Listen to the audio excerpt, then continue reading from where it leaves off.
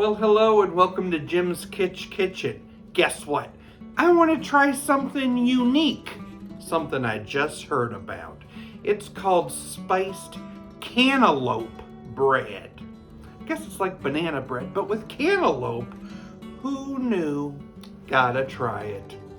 Grab a bowl. Let's mix some dry ingredients. 2 cups of flour. Teaspoon baking soda. Teaspoon baking powder, teaspoon of cinnamon, half teaspoon of nutmeg, and a little shake of ground cloves, and salt. Mix that together.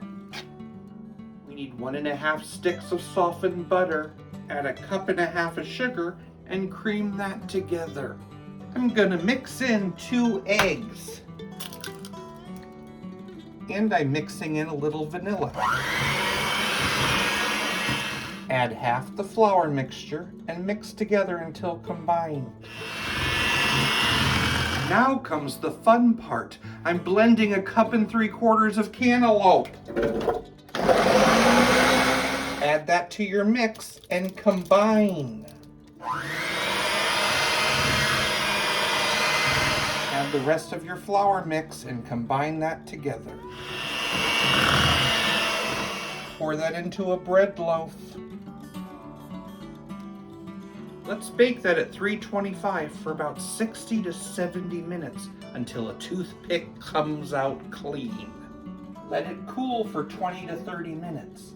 And then it's time to make some icing with about 1 cup of powdered sugar, some cinnamon, dash of salt, vanilla, and 2 tablespoons of heavy whipping cream.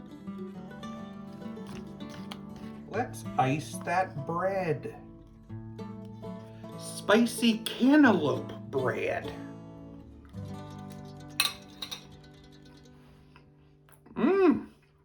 It's good. It's like a spice cake. And you definitely taste a cantaloupe aftertaste.